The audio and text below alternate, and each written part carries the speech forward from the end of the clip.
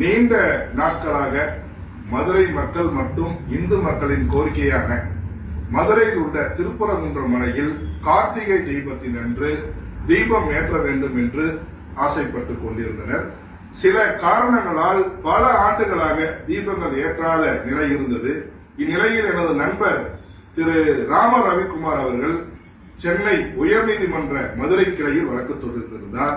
இந்த வழக்கை ஏற்றுக்கொண்ட நீதியரசர் முறையாக வந்து அந்த மலையை சுற்றி பார்த்து எந்தவித பிரச்சனையும் இல்லை என்று சொல்லி கார்த்திகை தீபத்தன்று மேலே தீபம் ஏற்றலாம் என்று உத்தரவிட்டிருந்தார். இது இந்து முன்னேற்ற கழகம் வரவேற்கிறது. ஆனால் திருப்பரங்குன்றத்துடைய கோவில் நிர்வாகம் தீபம் ஏற்றக்கூடாது என்று மேல்முறையீடு செய்துள்ளது. இது இந்து முன்னேற்ற கழகம் வன்மையாக கண்டிக்கிறது.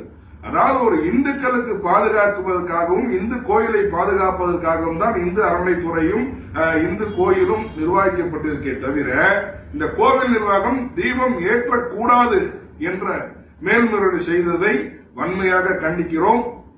நாளை காலை அதாவது 3/12/2025 அன்று நீதிமன்றத்தின் உத்தரவுப்படி நிர்வாகம் அறநிலைத்துறையும் திருப்பரங்குன்ற மலையில் தீபத்தை ஏற்றவில்லை என்றால் இந்து முன்னேற்ற கழகம் சார்பாக தீபம் ஏற்றப்படும் என்பதை நான் கண்டிப்புடன் தெரிவித்துக் கொள்கிறேன்.